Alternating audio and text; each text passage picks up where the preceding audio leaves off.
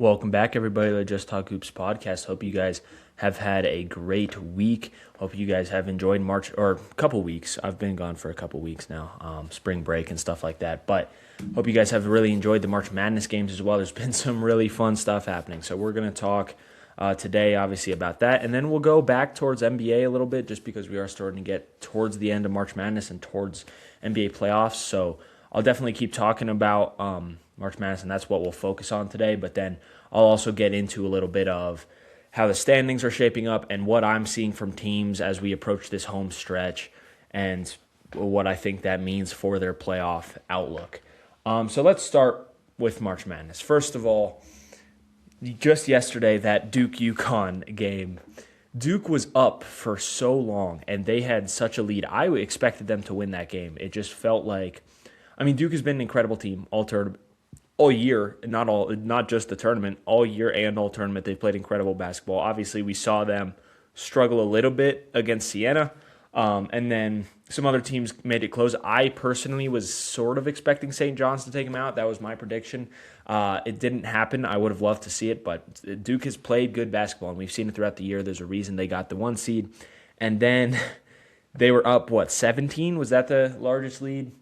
And UConn just stormed back. And one of the most, I think, entertaining things, or the most interesting things and most noticeable patterns about March Madness and college basketball in general, is the great teams are the ones who adapt at the half. It's a different game than the NBA in the sense of you have you have one half and then another half, as opposed to the NBA where you got 4 quarters. In the NBA, I feel like you see a little more shifting between quarters. You'll see a team have a great first quarter, and in the second quarter, they can look a little off. They might come back after halftime, but you don't see as much shift between halves. I feel like in college basketball, you go from, UConn was not playing well in the first half, and Duke, that's partially due to the fact that Duke was playing really good basketball. Defensively, they were making it really tough for UConn to get any open shots, get any good shots. But then also UConn went, 1 for 15 from 3, something like that. Not a good, terrible shooting in the first half especially. And in the second half even, I think their final number was 5 of 23 from 3, which is bad. And Duke should be able to win when it seemed like UConn is shooting that poorly. But I think that is interesting about UConn and about, we saw with Arizona too. They were down to Purdue at the half, and then they come back, and we'll talk about Arizona some more in a bit here, and then they come back in the second half and play significantly better basketball, and I think that, to me, is the calling card of a great team. When you look at UConn, you look at Arizona, these teams that are contenders, when they can go from first half struggling to second half, they adapt. Adaptability is so important, and it's a big reason why the NBA, or not the NBA, why teams get as far as they do, right? And a lot of people, they want Cinderella runs, stuff like that, but at the end of the day, it does come down to what team is the most adaptable, and oftentimes those are the best teams, because we've seen it all season. UConn also, experience. That's another thing that you have to look at. They're an experienced team. Dan Hurley's an experienced coach. Him going face-to-face with the ref at the end, and I don't even know. Dan Hurley's a hilarious guy. I would have kind of liked to see him as the coach of the Lakers. I'm glad he stayed in college and stayed at UConn, because I think you do want to see those elite college coaches. But it would have been funny, because there are all those rumors about it was him or Redick or whatever. I think it would have been really funny to see that personality alongside Luka and LeBron. That would be an interesting dynamic. Anyway, back to college. He's obviously great coach. He's so fun to watch. He's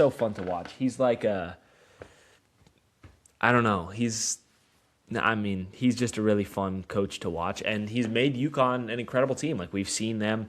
Obviously, they won 2 national championships, but then this is a somewhat new roster since then. They do have some changes, stuff like that. Obviously, they lost some guys to the draft, right? Stephon Castle, Donovan Clingan. Those guys left the team.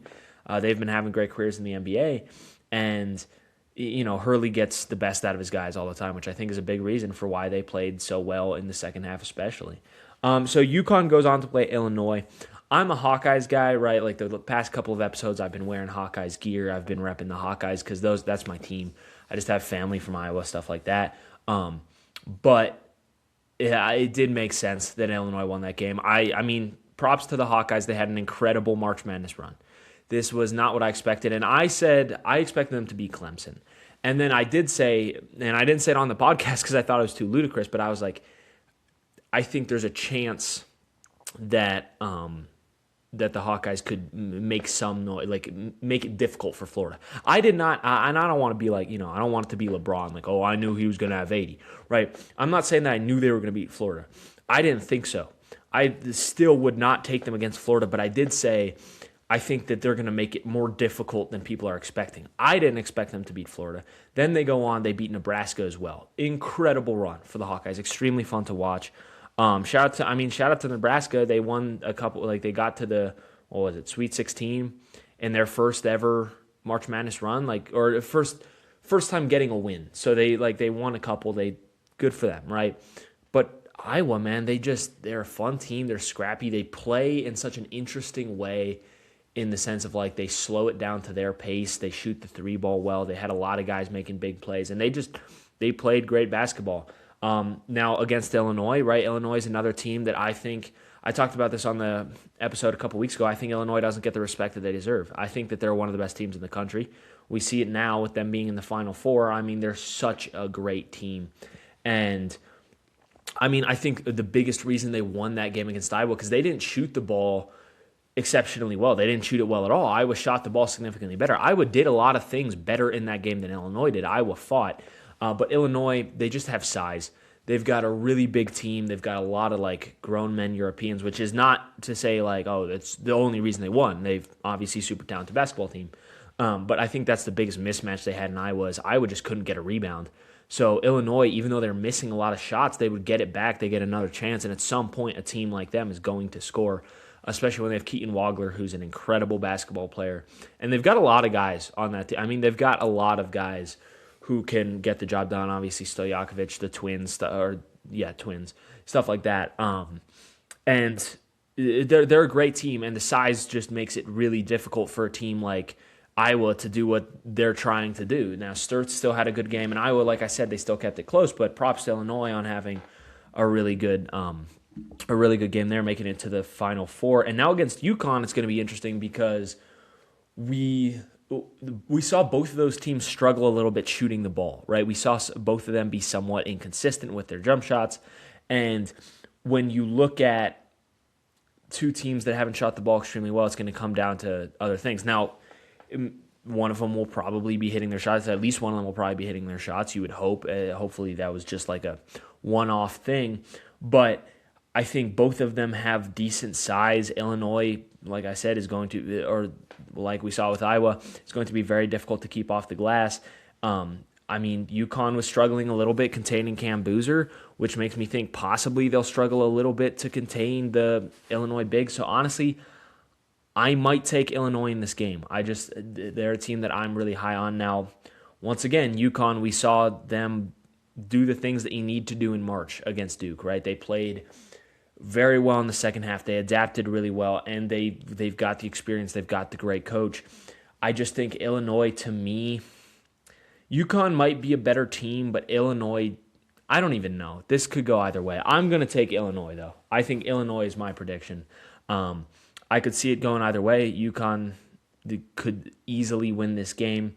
I don't totally trust. I still worry a little bit about that shooting, and Illinois, although they were somewhat inconsistent against Iowa, it wasn't as big of a problem. If UConn, they're a great offensive team, so I expect them to get right back.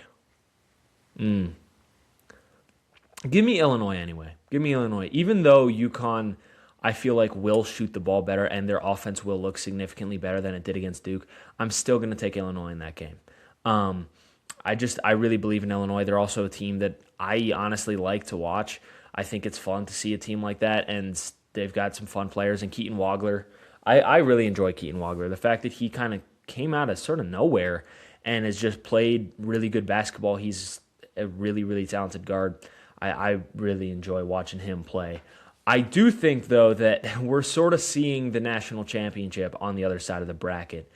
I think that Michigan-Arizona is the battle of champions. Now, obviously anything can happen. This is March, but it feels like Michigan and Arizona have been on collision course this entire tournament.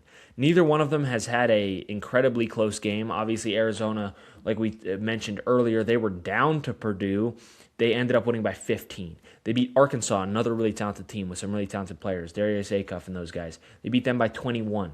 Utah State, they beat by 12. They beat LIU by 34. Now, obviously, a game against LIU is not going to show a ton for like championship aspirations, but they haven't had a close game. It's never once been like, oh, Arizona might get knocked off. Obviously, Purdue fought, but it still felt like Arizona was easily the better team in every game, and I was not afraid of them getting knocked out. I think Arizona is the best team in the tournament, personally. I think they should be the favorite to win. You look at Michigan, they've got a similar thing. They beat Tennessee in the Elite Eight by 33 points. It wasn't close the whole time.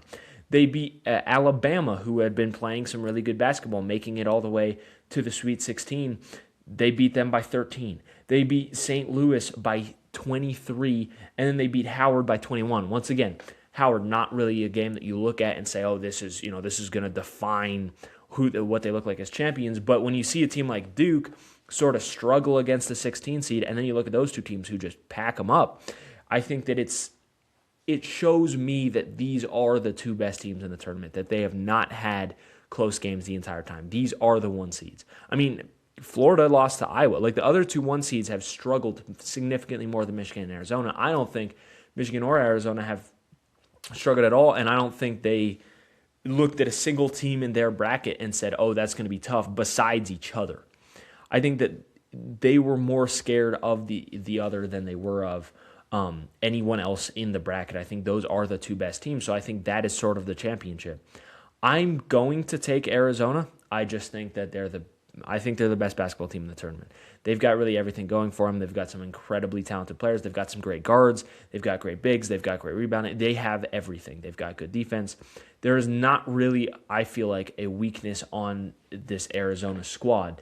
They don't shoot the ball incredibly well, but I think you're perfectly fine with that. I don't think that you have to worry about that, especially since they still score at a high efficiency. Michigan, once again, great team. We saw Yaxel Landenberg have a really good tournament so far, so they're going to have to Arizona's going to have to figure out how to limit him. But like I said, Arizona's got such a great defense. I expect Arizona to win that game. I would say my prediction for the championship is going to be Illinois-Arizona. I could definitely see UConn or Michigan. I think it could go either way. I think it could go, it's just such a ridiculously close. It's the Final Four. You can't predict it. I'll try. I'll say Arizona, Illinois, but it's going to be close. It's going to be great basketball. So hopefully you guys enjoy. I'm definitely going to be tuning in. It's next Saturday, so we've got like a while to speculate, and a lot of time for Caden Boozer to think about that pass. I just don't understand why you pass there. I don't understand why you pass. I get that everyone's already harping on it, so I'll try not to, get too. I'll try not to be too critical about it, but it is really unfortunate that he just, that stuff happens. I get it, and he's nervous, and he's trying to go to the Final Four, but hold the ball. I feel like that's an easy basketball play. You hold the ball. You get fouled, you go to the free throw line. Now, if you don't hit the free throws, then we have a whole nother discussion, right? Then you're still choking, but it's in a different way. I think going to the line and not hitting the free throws is better because at least your defense has time to get set up, or at least you can prepare for, okay, if he misses the second one, this is how we defend. Or the fact that they're only up one, if he hits one of them, or even two, then you still have time to get your defense set up. You still have time to prevent what was an incredible shot by Braylon Mullins. And I think that was the biggest problem. A lot of people are getting on, who was it? The Duke guy who didn't have his hand up. And, I understand that it's, I understand that it was Evans, wasn't it? And I understand that, when you look at that freeze frame, it's how do you not get your hand up on that shot? But then again, this is a guy pulling from half court. You're not entirely expecting him to shoot that shot, even though, he needs to be a little more aware of the time, obviously. But if you're not aware of the time, you don't expect him to pull that shot, and you're not ready to be on defense. It's like a sudden turnaround, split second thing. So I feel bad for the Duke team. I know Duke gets a lot of hate. I think I don't know. I like a good basketball school. I like a good basketball program. I can respect them because they've done incredible things on basketball courts. I do understand that it's kind of annoying that they're so great at basketball, but, it is what it is. And I do sort of feel for the players, especially Boozer, because that's just he had a great tournament. He stepped up big time, especially with Foster missing time, and then even when he came back, it was like maybe not at his full strength, right? He's still fighting through that injury. So Caden Boozer stepped up big time for them, and they're not in that game, and they're not in the lead in that game if not for him. But then he makes that one play, and it's kind of crazy how one play can define a lot. So, hopefully he bounces back. If he stays in college, which I think he's expected to do, right? Hopefully he has a really good season next year. If he does end up going the draft, I don't think he should. I think he needs a couple more years in college. I mean, obviously his brother Cam is probably going to the draft. He's expected to be super high in the draft. And we'll definitely talk some more about, I'll make a full mock first round when we get closer to drafting time. But Cam Boozer has really shown me that he's deserving of that top 3 spot. I think that I honestly, depending on the team, would consider taking him over some of the other guys in the top 3. I think it just depends on who you're, what team gets first pick, gets second pick, whatever. But I definitely think he goes top 3 pretty much without a doubt. Anyway, that's pretty much what I had to say about the college. Obviously, not a whole ton of games to talk about. And once again, for those of you who have listened to the podcast before, I don't know the most about college basketball. I'm more experienced in NBA. I say experienced might not be the word. I'm more knowledgeable on the NBA. But that's pretty much what I have on college. Moving on to the NBA now, and it might be a slightly shorter episode today, just because I honestly, to be completely honest, I have not watched as much NBA basketball recently because I've been watching so much March Madness. So I don't have a ton of takeaways from this past week, whatever, past couple weeks, just because I haven't been watching as much as I normally do. But we can still talk about how the standings are shaping up. So obviously on both sides, the teams that are going to be in the postseason are finalized. So 11 through 15 are knocked out on both sides. Obviously, not all of those teams will make the actual playoffs because of the play-in tournament, which I understand is controversial, and I've been in support of the play-in bracket for pretty much its whole existence, just because I'm it's cool to see other teams get a shot, and I don't see why you wouldn't have it be a thing, but it does feel like some teams are engaged in the postseason that don't necessarily need to be, and it kind of extends what is already a long postseason. Now, I love basketball, so the more basketball to watch, I'm okay with that. I personally, I think I could take it or leave it. If they got rid of it, I wouldn't be terribly sad, but I don't mind it being here either.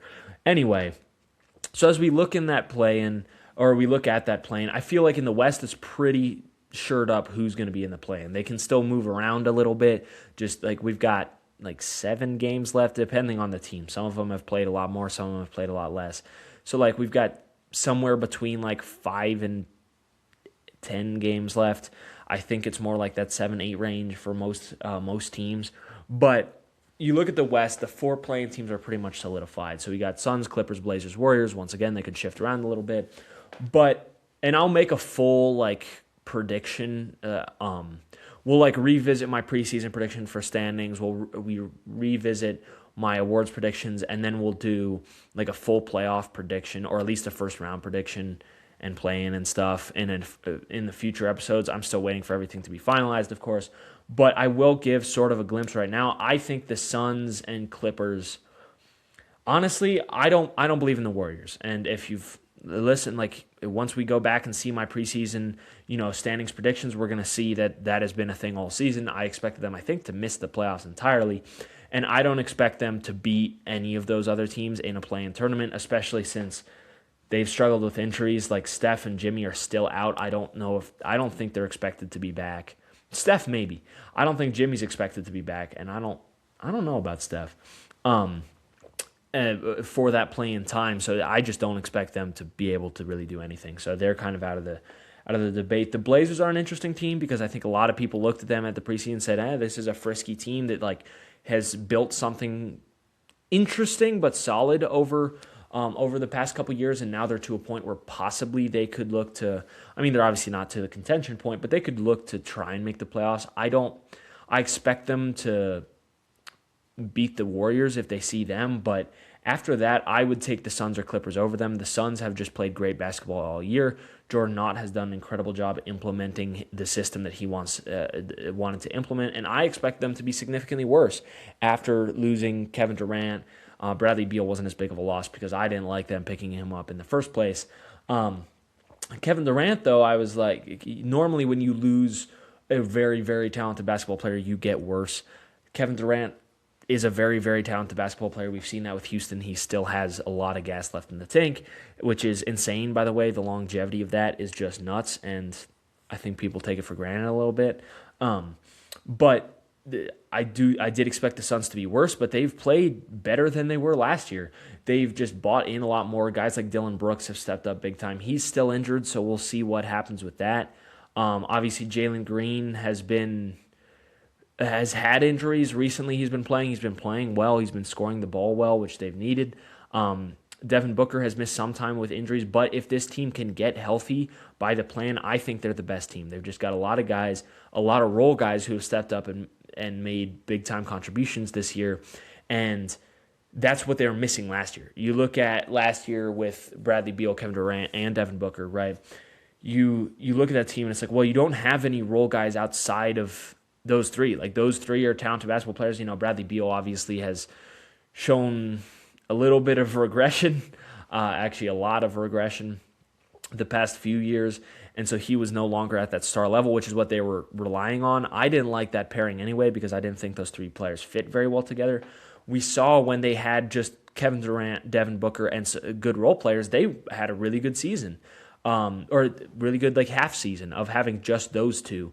And they, I think, took the Nuggets to 7. What is 6 or 7? Something in that. I'm not making a joke. And the Suns, like, they played really well that season. Then they try and double down on it by bringing in Bradley Beal. That obviously doesn't work. But now I think we're seeing that resurgence of, well, now you have a bunch of guys who actually play their roles, right? A guy like Ryan Dunn, who I'm a really big fan of, he's helped their defense a ton, and their defense has stepped up this year. Dylan Brooks, who has stepped up into almost a star role, he's played really great basketball. Colin Gillespie, who was relatively unknown before this season, at least in the NBA scheme, has played really well this year, and he's turned into a starting caliber point guard. Royce O'Neal, Mark Williams, who when he plays, Grayson Allen, who's played really well off the bench, and they've just played well. They've played in a system. They've played together, and it's worked for them. Now they need to get healthy, right? They're going to need Dylan Brooks back, so they have their second scoring option back. Luckily for them, Jalen Green and Dylan Brooks have kind of replaced each other, because without either one of them, they're second. They've got Devin Booker, obviously incredible scorer, one of the best shooting guards, one of the best scorers in the league. But you look at the rest of the team, you need a second scoring option. So having either Jalen Green or Dylan Brooks is very helpful to them. Having both of them would be even better. So I don't know the timetable for Dylan Brooks and stuff return. I'm going to have to look into that. But I do think that they're the best team in the play-in if they were to be in there, which they're going to be. They'd have to win. They're 4 games back from the Rockets. I don't see them jumping them. Clippers are another team that's played really good basketball. Kawhi has had one of the best years of his career. I think that's incredible considering how many injuries he's had. It's been really fun to watch him just have another great year, have another all-time year.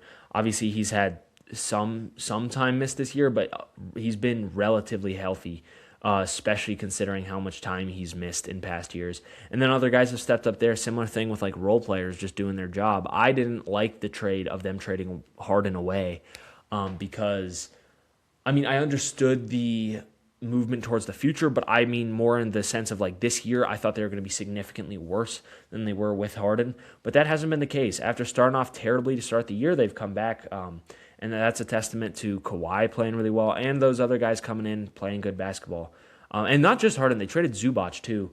But they brought in, I mean, Darius Garland, Benedict Mathurin. These are talented basketball players. I still thought they were going to be worse this year, but they have turned it around really well. So it's been an impressive season for the Clippers. I still don't. I mean, at the beginning of the year, I saw them as a contender with their offseason acquisition, stuff like that. Right now, I don't really see them as that. I just don't think that they have the firepower to deal with those other playoff teams. I think that they could take a game or two. Like, they're going to be playing either the Thunder or the Spurs. I think that that's pretty clear that those are going to be the top two teams in the West. So if they are to make it out of the play-in, they're going to be playing one of those two teams. I just can't see them beating either one of those teams, but I could see them stealing a game or two, especially from the Spurs, who we've seen be somewhat inconsistent, stuff like that. Or no, we haven't seen them be inconsistent. No, sorry, take that back. We've seen young teams in the playoffs be somewhat inconsistent, right? We don't know what they're going to look like come into playoff time because we've never seen Victor Wembanyama in a playoff series. We've never seen a lot of these guys in playoff series. We've seen De'Aaron Fox in one, right? So there's and they lost that series. There's a lot of unknowns with the Spurs, so the Clippers I think could take take a couple games off, but I do think that the Spurs are a good enough team that I don't really see them doing much. 4 through 6 is an interesting bloodbath going on right now because they're all separated by at most 3 games. The Lakers, you look at them, Luka has been playing out of his mind recently, and it's made the MVP race really, really interesting, which we'll talk about in a bit. I'll talk about the MVP race. The Nuggets, who were struggling a little bit, surprisingly, since Jokic came back, they recently have gotten healthy, and since they've gotten healthy, they've been on a 6-game win streak, which is big. Now, I understand that some of them, it's some weaker teams, but still getting momentum is so important. And they've played significantly better basketball recently than they had been. You know, some of those games were a little bit closer than they should have been, but they've finally been winning close games, which is a big difference from what they were doing before, which was like they would keep it close the whole game, maybe even have a lead, and then they'd blow it. So seeing them actually win close games, even if it is against those worst teams, is very promising. They still do have some weaknesses. So do the Lakers. Both of them, I worry about their defense. The Lakers, I mean, both of them have stars who are known for not really playing defense. And I know there's a lot of talk about, Nikola Jokic is actually a good defender because if you look at these advanced stats, watch the games, he's not. He's not a good defender. He's an incredible offensive player. He's like the best offensive engine maybe ever, I'm just saying. But I do think that both those teams are going to struggle, especially once you get to playoff time. That's when you need your defense to buckle down. But recently, they've been playing great basketball. It's looking like they're probably going to cement themselves as the 3 and 4 seed, depending who can, get going these past couple of weeks. And I mean, honestly, I think if I'm the Nuggets, I want to avoid playing the Timberwolves. So I would just want whatever matchup doesn't give you the Timberwolves. I would much rather play the Rockets than the Wolves, and those are the last 2 teams that are going to fill out that top 6. The Timberwolves just seems to have the Nuggets number, and we've seen Anthony Edwards play really well in the playoffs. We've seen other guys in those, we've seen Jaden McDaniels step up big time. We've seen other guys on that Timberwolves team step up when it gets to playoff time. Obviously, it's a slightly different look than what the Nuggets saw a couple seasons ago with the Timberwolves, right? We saw them struggle with the Karl Anthony Towns team. Now we're looking at the Julius Randle team. I still would not want to play the Timberwolves if I'm the Nuggets. I mean, they've struggled even in the regular season against that team. So I would want to avoid them. So get whatever seed is not playing Minnesota. Houston has a much bigger hole than the Timberwolves in the sense that their offensive creation is just ugly. They've got some guys that can get it done, right? Kevin Durant, obviously, we know he can go get a bucket. He's 37 years old and still averaging over 25 points per game, which is absurd. Alperen Şengün, we know, is a good offensive player. And then Thompson, Jabari Smith Jr., these guys can make plays, but not super consistently. And their offensive sets just oftentimes are really stagnant. Sometimes it turns into Kevin Durant, go save us, right? Go get a bucket. And they're like so reliant on, well, we'll get the offensive rebound. You can't build a team simply around offensive rebounding. Now, they're still a really good team, and they still have a lot going for them, but their offense is something that I do not entirely trust, especially when you come into playoff time. And we've seen, like, you need a confident ball handler when you get to the playoffs, especially if you're going to be playing, like, I think the Rockets want to play the Lakers because the Lakers don't have as much defensive pressure, right? But then when you go into another game, if you're playing against the Timberwolves or the Spurs or the Thunder, those are three teams that are going to give you really, really like potent issues when you don't have a ball handler you feel extremely confident in. We know Reed Shepherd has played this year. He's been sort of their point guard for most of the year, and he's not bad, but I don't really want him being my primary ball handler in a playoff series. Amen Thompson, he can handle the ball, but I, once again, don't really want him being my primary ball handler in a playoff series. I mean, we've seen teams like the Timberwolves give Jamal Murray issues handling the ball, and Jamal Murray is significantly more confident with the ball in his hands than any player on the Rockets, besides maybe Kevin Durant, but we've seen Kevin Durant be turnover prone.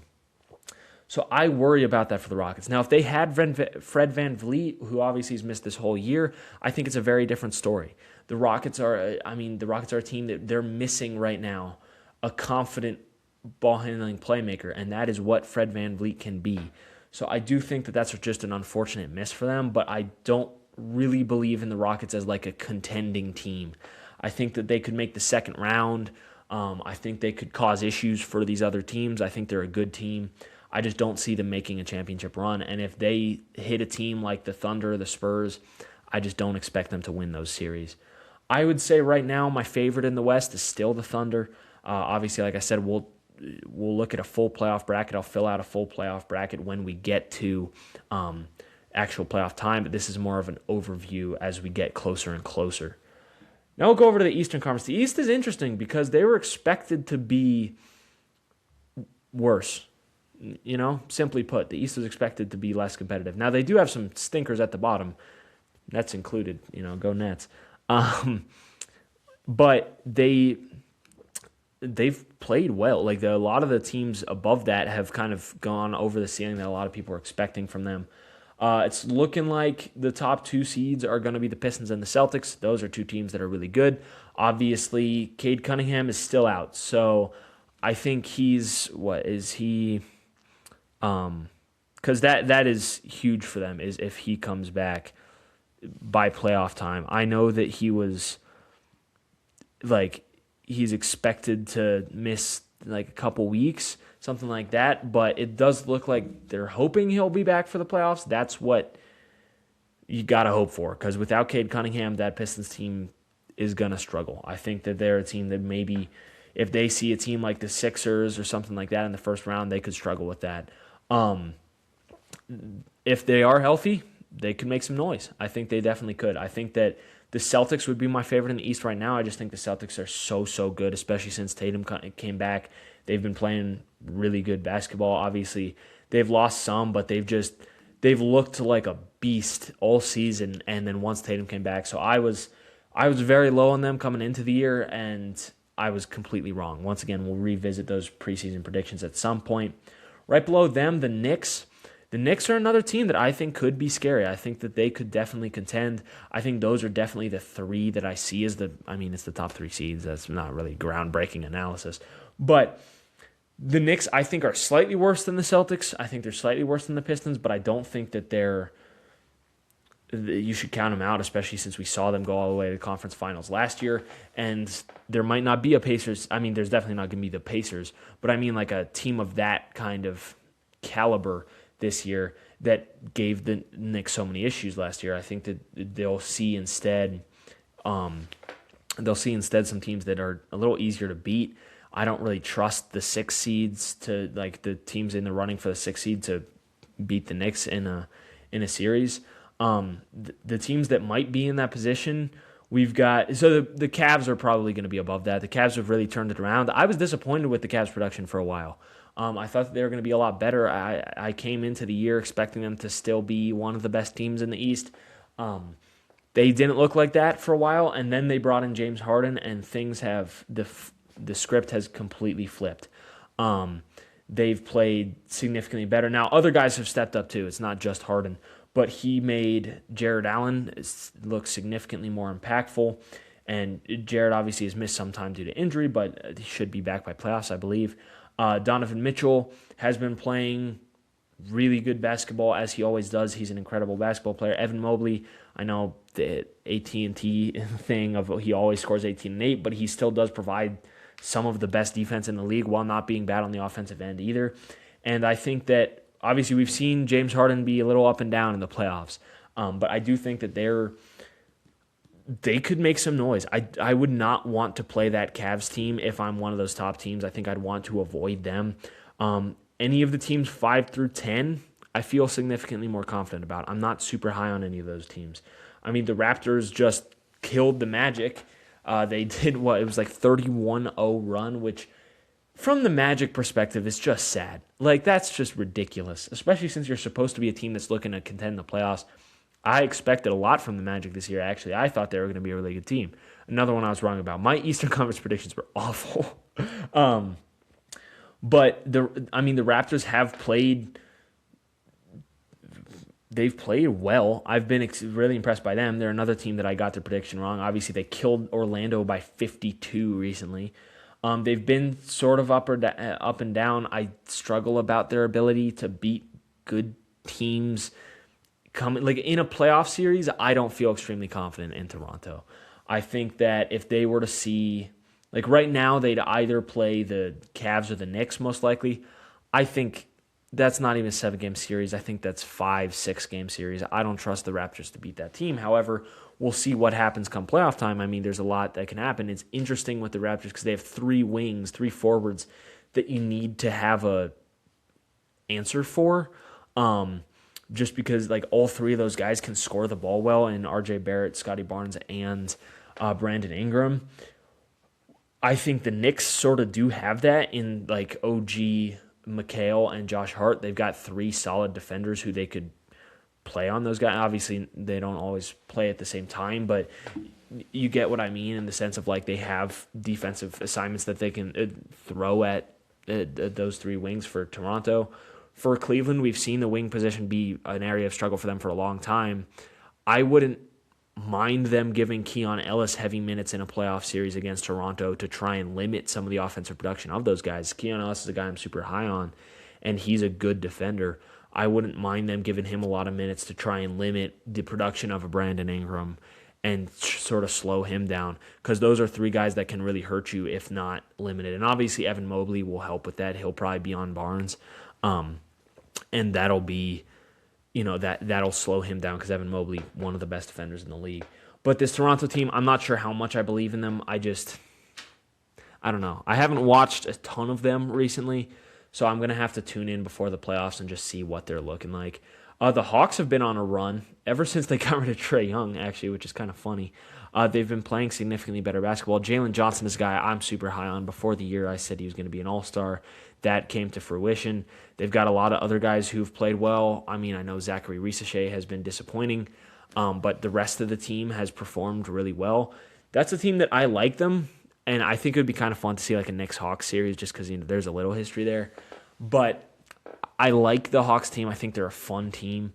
I don't expect them to make much noise. Like, they're another team that if you're a top seed, I think you feel good playing Atlanta.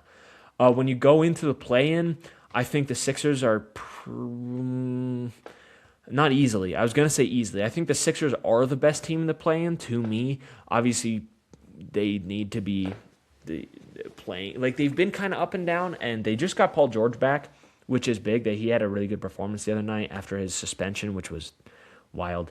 But, like, Joel Embiid has played great basketball this year, and he's been decently healthy, especially for his standards. VJ Edgecombe, Tyrese Maxey, those guys have been incredible. We've seen them, we've seen them kind of be the backcourt of the future for Philly. I think that's really promising for them. And then they've got some guys who've stepped up off the bench, some guys like Dominique Barlow, these guys that weren't really expected to get a ton of minutes, but now play solid basketball, contribute solid winning basketball.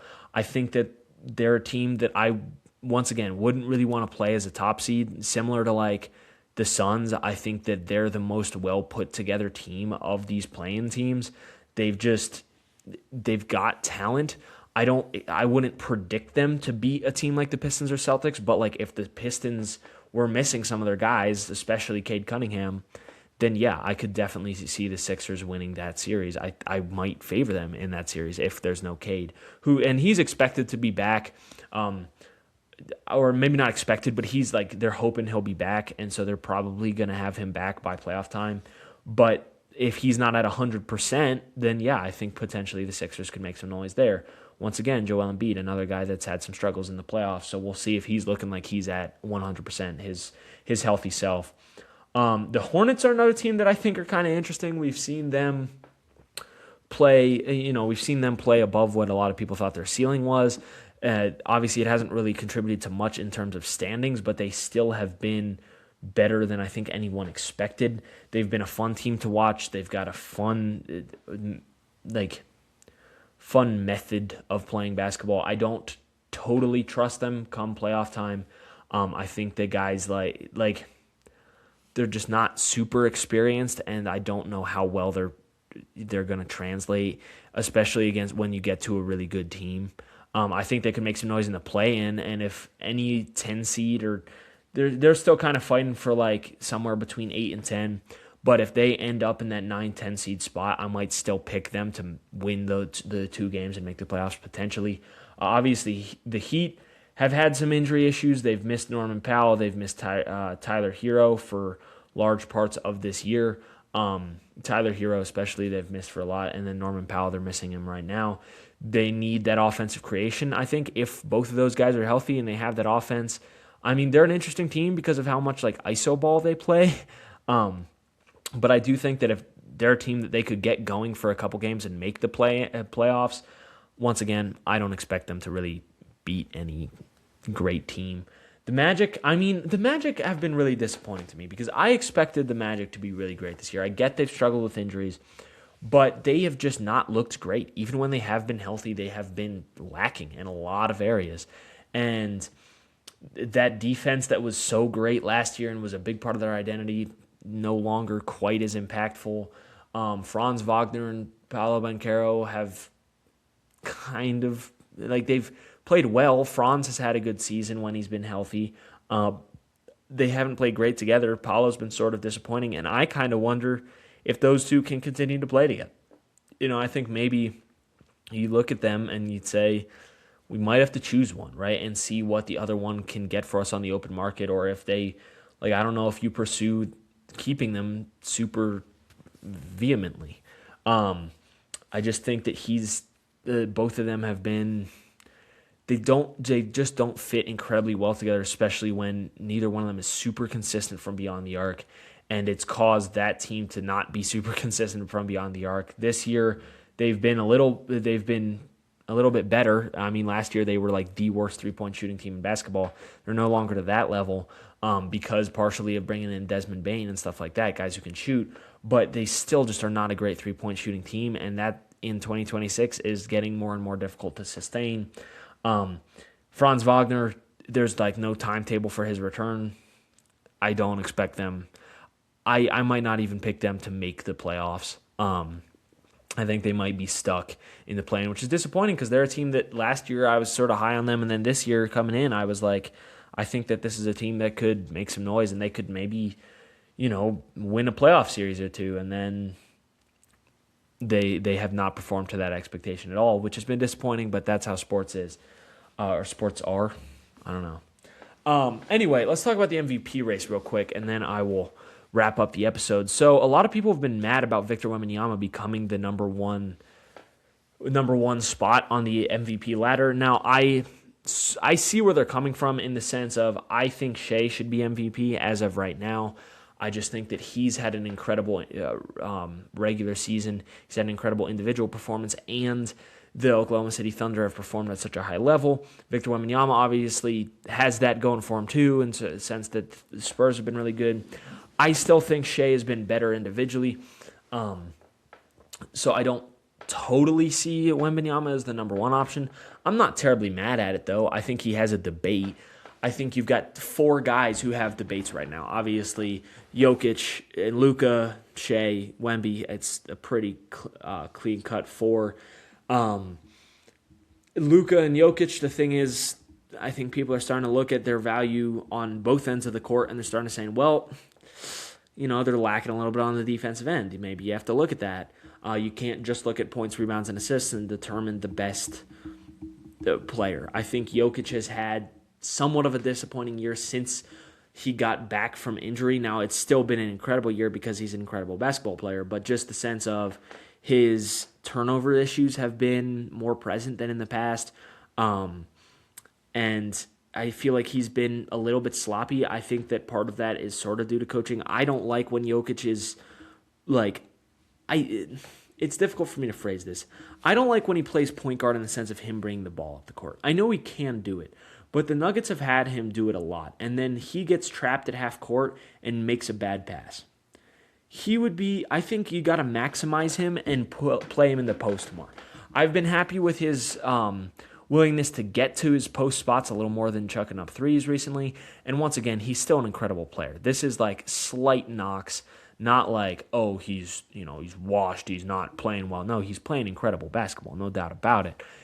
I think that when you're held to the highest standard in the world, you have to meet that standard. And I think that he has been slightly below it. He's still been, I think, one of the best players, if not the best player in the world. I would give the MVP right now to Shea, but I don't think that necessarily means Jokic isn't the best in the world. Luka, kind of a similar situation to Jokic, where his numbers are great. Like his points, rebounds, assist numbers, those are incredible, especially recently, and he's been making a good push recently, ever since he got divorced. But I still think you look at some of the things about his game, you look at some of the issues that have been present, and it's hard to say that he's the number one candidate for MVP. So my pick would be Shea. If any of those four guys win it, I won't be particularly mad. I would choose Shea Gilgeous-Alexander right now. But once again, any of four of them, they can win it. I wouldn't be mad. They're all incredible basketball players. They've all been having a great season. People are more mad about the Wemby thing than I think they should be. I think it's sort of also like people are like, I don't want him winning it so early. They also still all need to play enough games to be eligible, and I hope they do. I really do, because it would suck if the All-NBA teams were depleted of those guys, because then, hey, I'm going to have to start pushing Michael Porter Jr. All-NBA propaganda. But that's pretty much all I've got for today. Let me know in the comments your thoughts on the Final Four, who you think is going to win. Let me know your thoughts on MVP race, if I was completely wrong about one of the NBA teams, whatever. We'll do a little more of a deep dive into actual playoff matchups and stuff once the actual bracket is out, and we'll get focused on postseason basketball, which should be exciting. I love going from March Madness right to playoff NBA basketball. We're in a great time of the year for basketball, ladies and gentlemen. So I'll see you guys next week on Just Talk Hoops. Thanks again for listening.